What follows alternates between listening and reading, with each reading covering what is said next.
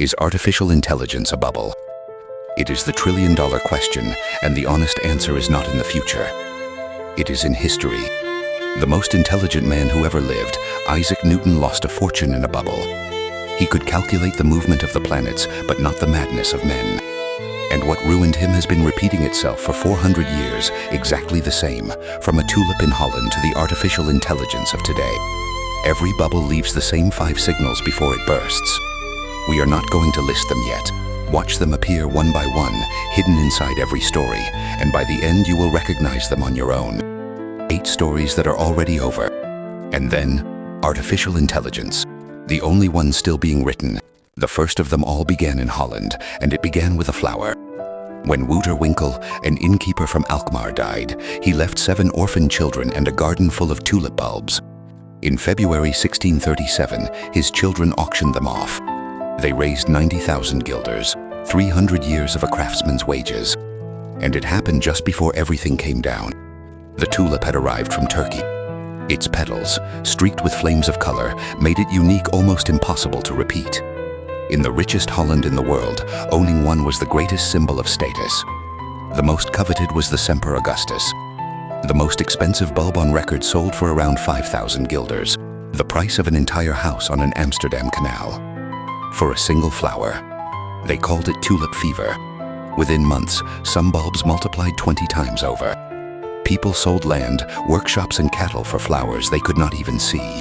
Buried, still unsprouted, they were bought and sold in the taverns. The chronicle of the time records that for one single bulb somebody offered 4 oxen, 8 pigs, 12 sheep, casks of wine and beer, 1,000 pounds of cheese and a silver cup. And nobody wanted to be left out. In January 1637, even a master, the painter Jan van Goyen, bought bulbs at the very peak of the fever. Almost nobody paid in cash. Contracts were signed for the future. You buy today, you pay in spring, and you resell higher before you ever have to pay. Money nobody had, staked on a promise. Until, at an auction in Haarlem, for the first time not a single buyer showed up. Only that. And the spell broke. Within a few weeks, prices were back almost where they had started. Bulbs that had been worth a fortune were not worth an onion. And what was left was a tangle of contracts that almost nobody wanted to pay anymore. And here is what almost nobody tells you. The fever was real, but far smaller than the legend. Only about 37 people ever paid true fortunes. Almost nobody was ruined. What broke was the trust and the story everyone had believed, that there would always be somebody willing to pay more. 80 years later, the same story began all over again. But this time it was not a flower. It was an entire country, and one single man signed it. A convicted murderer on the run became the richest and most powerful man in France. He invented paper money. And with it, he sank an entire country. His name was John Law, a professional Scottish gambler, a genius of calculation, who convinced the regent of France of a dazzling idea: to replace gold, heavy and scarce, with simple sheets of paper. But before that he had been a fugitive. In London, a sword duel over a woman ended with his rival dead. He was sentenced to hang, escaped from prison, and fled to the continent. That fugitive would soon redesign the money of an entire empire. He created a bank that printed notes, and the Mississippi Company, with a monopoly over Louisiana. And here came his masterstroke. France was drowning in debts nobody expected to collect. So Law made an offer nobody could refuse. "Hand me those state notes, and I will turn you into shareholders of the company." The old debt became new shares, and the whole of Paris fought to buy them. The share went from 500 to 10,000 livres. The street where they were bought was jammed with people day and night. Servants and coachmen were getting rich in weeks. And it was then that a new word was invented for all of them: millionaires. And Law's bank printed even more notes so that people could buy even more shares. Paper money buying smoke. The machine was feeding itself. But Louisiana was not the promised paradise. It was swamp, and very little gold. One man understood it before anybody else: Richard Cantillon, a shrewd banker. He lent money to buy shares and kept those shares as collateral on the loan. Then he sold that collateral at the very top. Although it was not his, he would have to give it back. After the collapse, he bought it back for a fraction, returned it, and kept the difference. That is short selling. And the loan on top of that was still intact. And when everybody wanted their gold, there was nowhere near enough for anyone. The share collapsed and the notes were worth nothing at all. The crowd piled up at the doors of the bank, with people crushed to death in the stampedes. Ruined, the people turned their fury on Law, who fled France and died poor and forgotten in Venice. Cantillon became immensely rich on the ruin of everybody else. And that is why they hated him. From the very people he had ruined, he claimed back every last loan. They hounded him with lawsuits and death threats. And then his London house burned for a whole night, with a headless body inside, impossible to identify. Months later, on the other side of the ocean, a mysterious gentleman reappeared with his gold and his papers. The smartest money in France did not only escape the bubble, it may have escaped death itself. An entire country fell because its own bank printed the money the fever was bought with. And that same year, on the other side of the channel, the fever was about to test the most brilliant mind that has ever existed. This man discovered why an apple falls and measured the movement of the planets. And even so, a stock market bubble left him almost ruined. And worse, he saw it coming. Isaac Newton decoded gravity, broke light apart with a prism, and laid the foundations of calculus. And he ran the Royal Mint. He controlled the money of all England. 1720, London.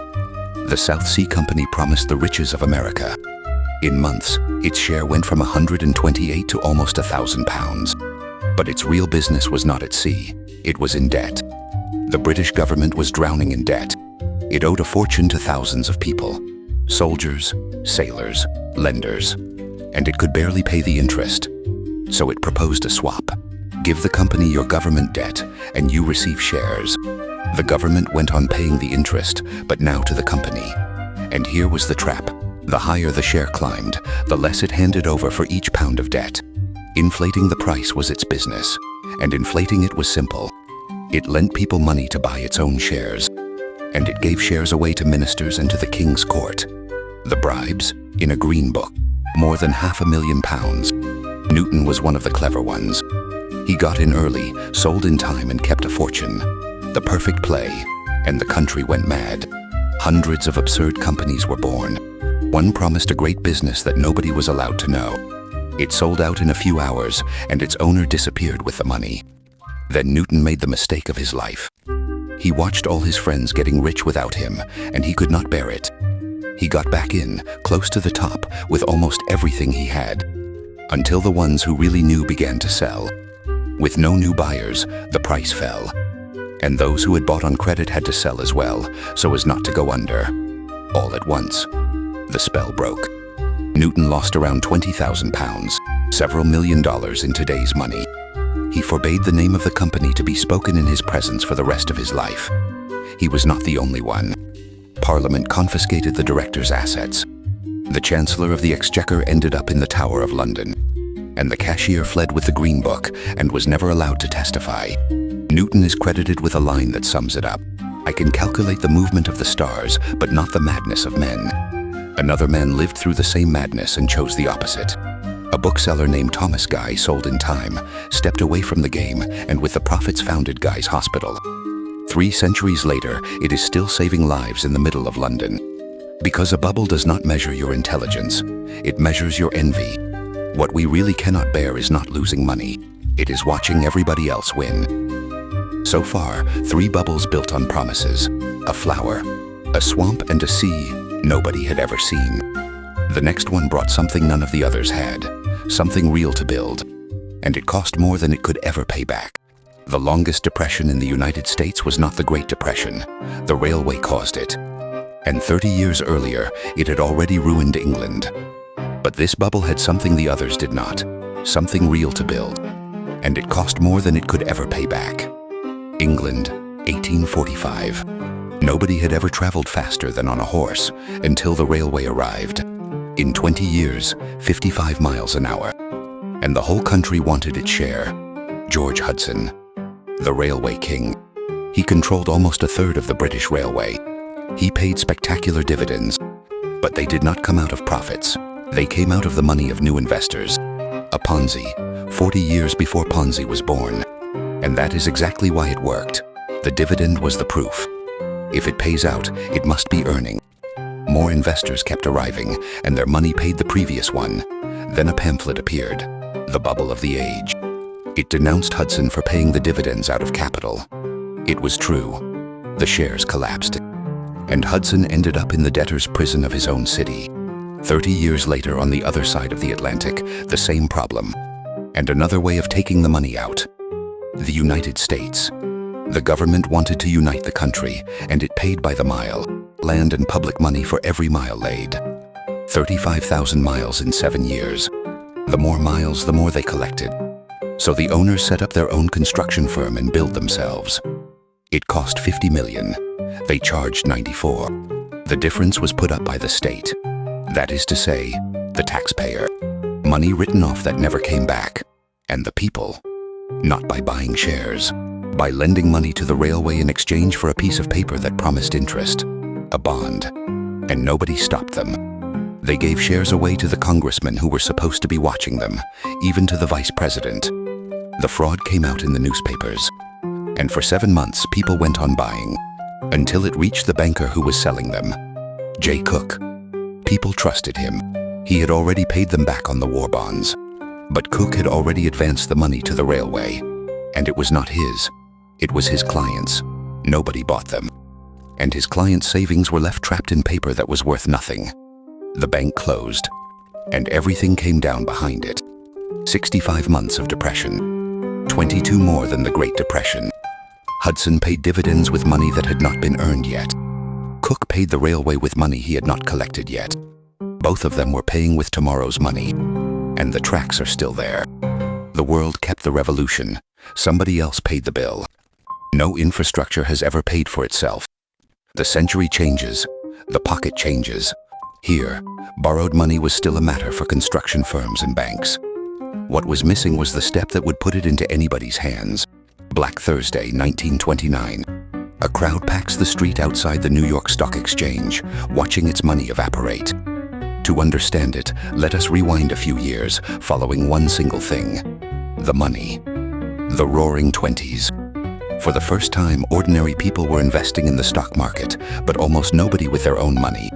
You put in $300, the bank lent you $700. You bought 1,000 in shares, and those shares stood as collateral on the loan. And those 700 were not the state's, nor anybody's savings. It was the bank itself that created them as it lent them to you, new money out of nothing. Those loans paid up to 20%. The more it lent, the more it earned. So it lent without any break. Here is the key. That borrowed money pushed prices upward.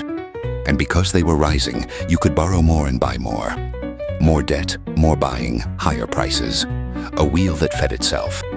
It looked like free money, and nobody wanted to get off. All that credit was supposed to have a guardian, the Federal Reserve.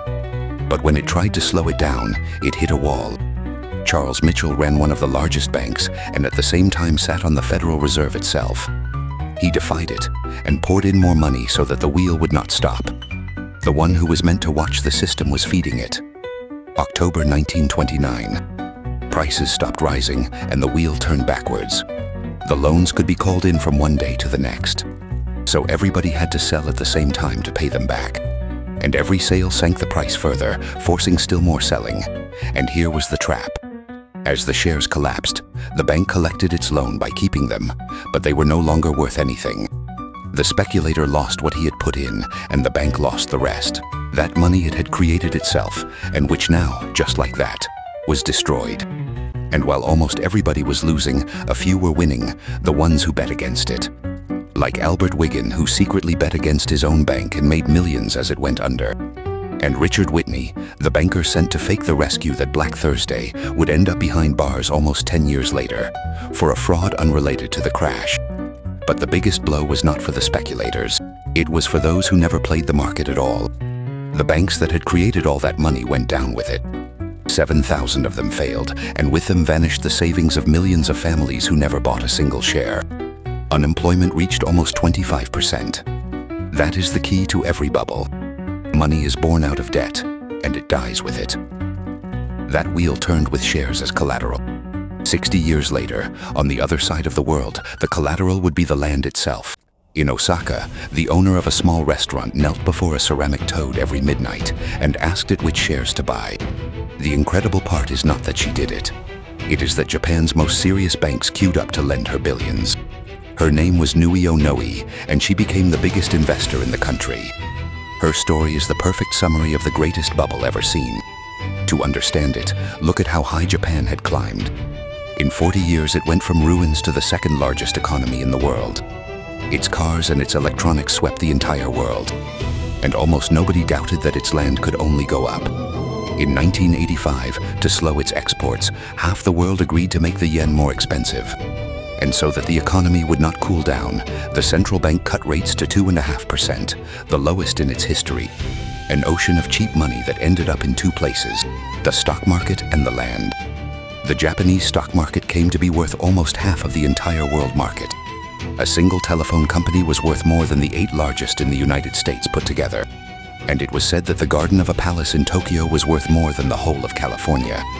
And with that money, Japan went out to buy the world. The Rockefeller Center, Pebble Beach, and the most expensive painting on the planet, a Van Gogh, for $82 million. The buyer said he wanted it cremated with him. It was all possible through one very simple trick. The banks lent using the land as collateral. If the land went up, the collateral was worth more, so they lent more, and that money bought more land. A wheel that fed itself. Nui, oh no-e was that wheel made flesh. She borrowed in total around $20 billion. Until a man arrived who was willing to stop the music. In December 1989, Yasushimi Ino took over the central bank. He said the economy was dry wood that could catch fire at any moment. And he raised rates all at once, from 2.5% to 6%. On the 29th of December 1989, the market touched its peak, 38,957 points. It was the last day of the party.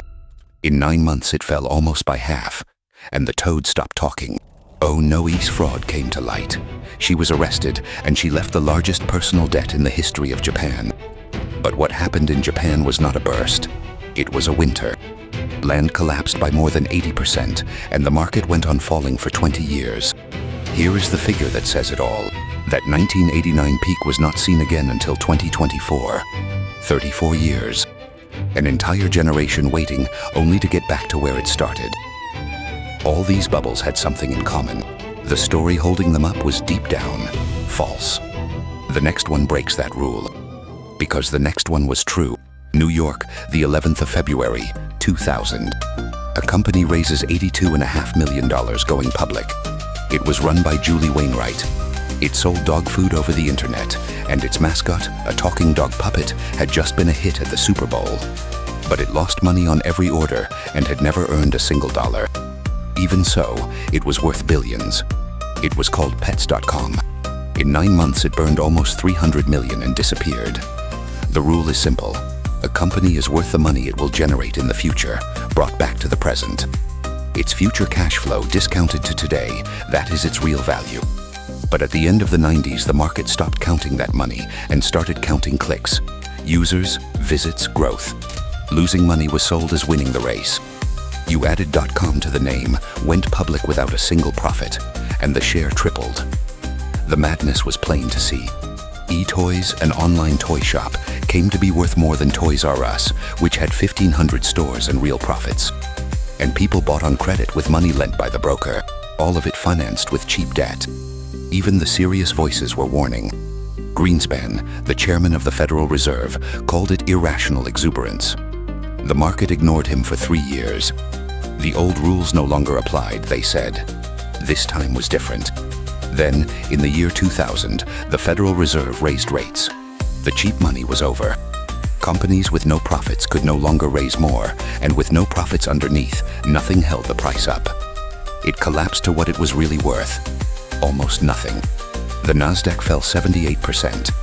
Pets.com was wound up 268 days after its stock market debut. And here is what really failed.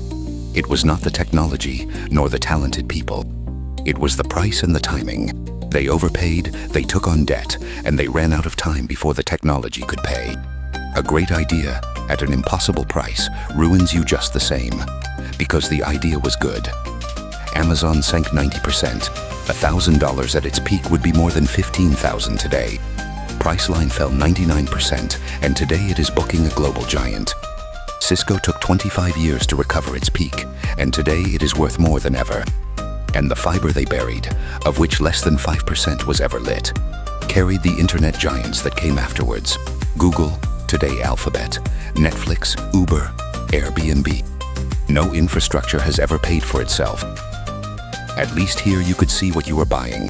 A company with no profits is a company with no profits. In the next one, what was rotten came with a stamp saying it was the safest thing in the world. On a Friday, Lehman Brothers was a bank with 158 years of history. By Monday, it no longer existed, and it dragged the whole world down with it. The story everyone believed was simple: housing never falls. If a house only goes up, lending to buy one seemed safe. If they do not pay, the bank keeps a home worth more than the loan. Everything was built on that idea. Credit turned wild. Mortgages were handed to people with no income, no job, and no savings. They called them ninja mortgages. No income, no job, no assets. You gave the keys to someone who could not pay. Because the bank did not keep the mortgage, it sold it. Thousands of them were bundled together and sliced into bonds sold all over the world. MBS, bonds with mortgages inside. It sounded safe. By pooling thousands of mortgages, the risk of one failing seemed to dissolve. But diluting is not removing. They were spreading the rot. A stamp of confidence was missing, and the rating agencies supplied it. They marked those bonds AAA, the same grade as the debt of the United States. But those agencies were paid by whoever issued the bonds. They collected from the very people they were supposed to rate. Nobody who was making money looked at what was underneath. Then the impossible happened. House prices stopped rising. Those who could not pay stopped paying. The AAA turned to junk, and the chain broke. On top of that, many mortgages let you hand back the keys and walk away from the debt. The house was left empty, sinking prices further. The 15th of September 2008, Lehman goes under with $639 billion in assets. The largest bankruptcy in history. And a bank that falls takes the others with it. Since nobody knew who was holding the rotten bonds, the banks stopped lending to each other. Credit across the entire world froze at once. The market collapsed by 57%. And the Wall Street crisis hit ordinary people. With no credit, jobs were destroyed, houses fell, and the savings of millions evaporated. And while almost everyone was buying, a solitary doctor, Michael Burry, read the small print of those mortgages. He saw they were a bomb and bet more than $1 billion that they would go off. He bought insurance against them, the CDS. They called him mad, and his investors wanted him out. When it all came down, he made them $725 million. 9 bubbles, 4 centuries, and always the same signals. But every one of them was only clear afterwards. The uncomfortable question is whether a bubble can be measured while you are living through it. There is one single number that spiked just before the dot-com crash and just before the crisis of 2008. Warren Buffett watches it every day, and it has just hit its all-time high. It is called the Buffett indicator. It is very simple. The value of the entire United States stock market divided by everything the country produces in a year, its GDP. It measures whether shares are expensive relative to the real economy. Let us put numbers on it. Today, the American stock market is worth almost $70 trillion. The economy, its GDP, is around $32 trillion. Divide one by the other, and the result is more than double, 218%. Buffett himself put it in these words: when that number gets close to 200%, you are playing with fire. Look at the history. At the peak of the dot-com bubble, in the year 2000, it hit its ceiling. Months later, the tech market sank by almost 80%. Before the crash of 2008, it shot up again. And once again, the collapse came. And today it is around 218%, and in 2025 it set its record, 228. Never, not once in history had it been this high. Not in 1929, not in the year 2000. And what is the greatest investor in history doing while everyone else is buying? Piling up cash. Berkshire holds almost $400 billion in cash, its largest reserve ever. It is not betting against anyone. It would rather wait for prices to become reasonable again. Waiting. Why wait? Because history teaches an uncomfortable rule. When you buy with valuations this high, the return of the decade that follows tends to be poor. Cash is not fear. It is ammunition. It lets him buy cheap precisely when everyone else is forced to sell. Careful. It is not a clock. It can keep climbing for months, even years. It does not tell you when the bubble will burst. But it does tell you one thing. We have never played with this much fire. But a number on its own only gives you the temperature. It does not tell you what is causing it. For that you have to look inside and find what repeats over and over in every bubble we have just walked through. Because 4 centuries of history do not leave 9 loose cases. They leave a pattern. And a pattern can be recognized in time if you know exactly what you are looking for. 4 centuries, 9 bubbles. And underneath, always the same machinery. These are not 5 things that sometimes coincide. They are 3 conditions that never fail, and 2 aggravating factors that turn up when things get serious. Let us take them one by one, and check them against all 9. The first is a story that justifies any price, and it carries a trap. Part of it is true. That is why it works. In 1637, it was not a whim. The broken tulip, the one with the flame streaking, could not be reproduced at will. That pattern was caused by a virus. The scarcity was real. In 1929, it was electricity, radio, and the automobile. In 2000, the internet. None of those stories was a lie. And that is exactly the problem. The second, whoever buys is not risking what is theirs.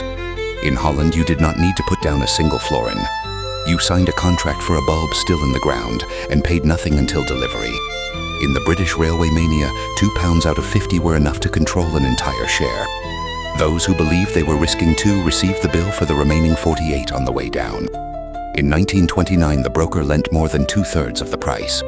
In 2008, mortgages were signed with no income and no job. The instrument changes. Whose money it is never changes. The third, it is bought to be resold, not to be held. Nui Onoi asked a ceramic toad which shares to buy. Japanese banks queued up to lend to her. She became the largest individual investor in the country. And there is an exception that teaches more than the rule. In the American railway boom of 1873, the public said no. It refused the bonds.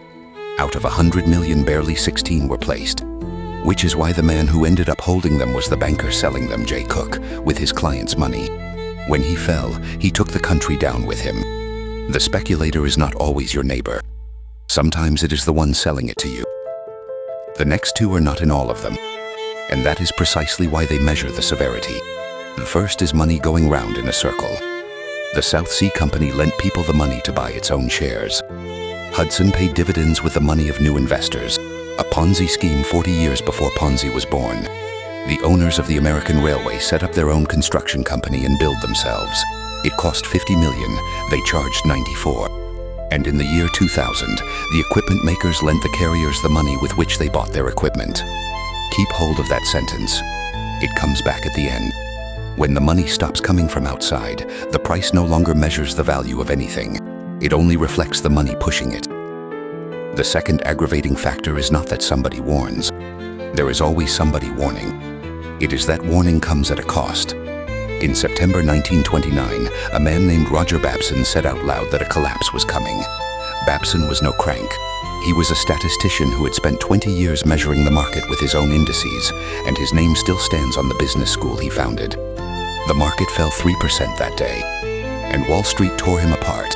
They went as far as questioning his patriotism. 13 days before the crash, the most respected economist in the country announced that stocks had reached a permanently high plateau.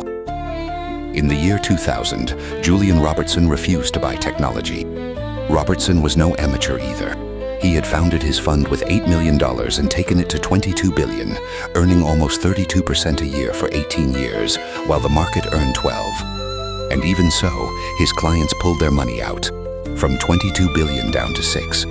He closed his fund on the 30th of March. The Nasdaq had peaked 3 weeks earlier.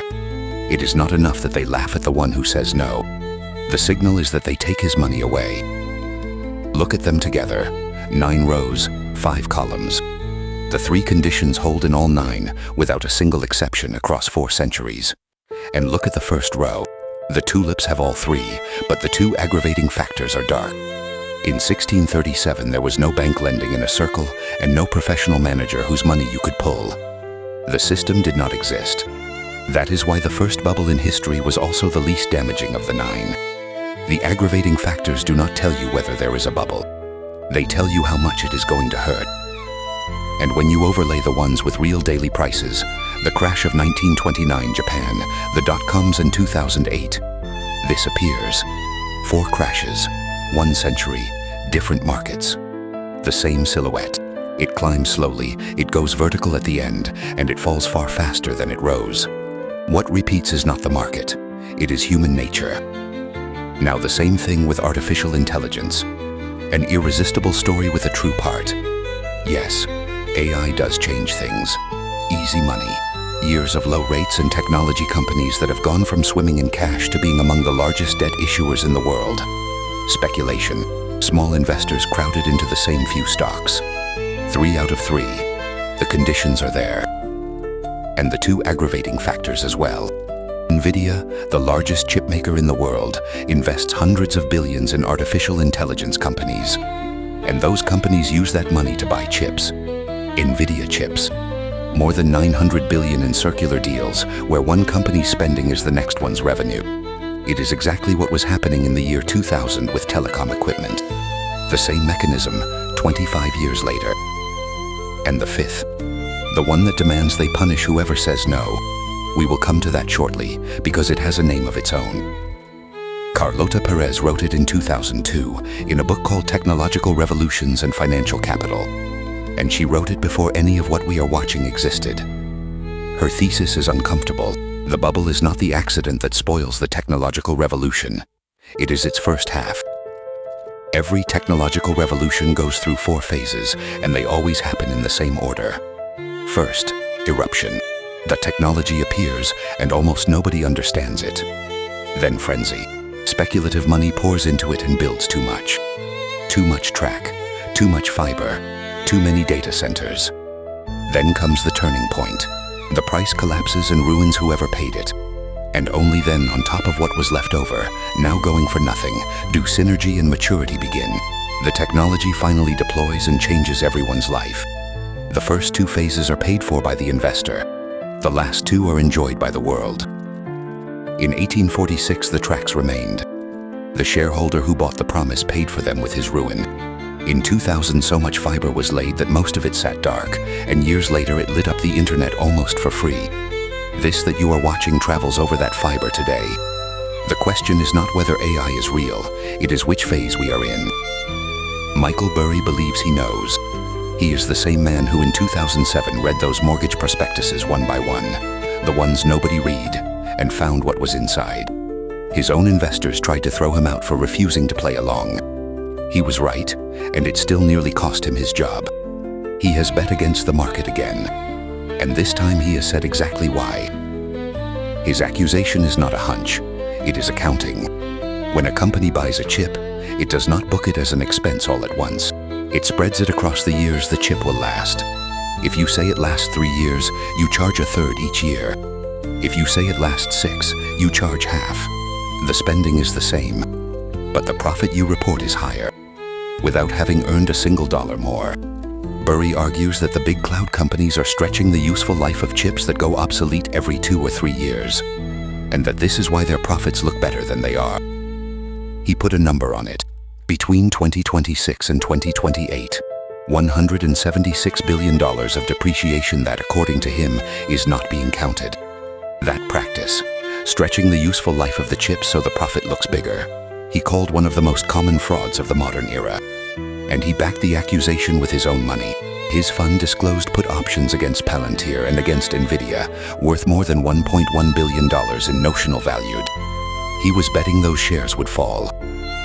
Look at what happened next. The chief executive of Palantir publicly called him batshit crazy and accused him of manipulating the market. Burry replied that he is not surprised the man cannot read a simple filing. That is the mockery. The mockery is not the signal. The signal came on the 10th of November 2025. He deregistered his fund, returned the money to his investors and walked away, with one sentence, that his estimate of value has for some time been out of sync with the markets. Babson in the crash of 1929, Robertson in 2000, and this, now. We are not deducing the 5th signal, we are watching it. Perez and Burry do not contradict each other. She is talking about the technology. He is talking about the price. And that is the lesson running through all 9 bubbles. You can be completely right about the invention and still lose everything because of what you paid. The internet changed the world, and the Nasdaq fell almost 80%. Amazon sank almost 90% before it was worth a fortune. No infrastructure has ever paid for itself. The question is never who builds it. It is who pays for it. All 5 signals are lit. All 5. That does not mean it falls tomorrow. It means you can no longer say you did not know. When it bursts, nobody knows. Not even Newton could. Now you know exactly what to watch. We analyze. You decide. And this video is made with artificial intelligence. None of the faces you have seen belongs to anyone. They are all generated. The people are not real. The data is. And this is financial education, not investment advice. We do not tell you what to buy. We teach you what to watch.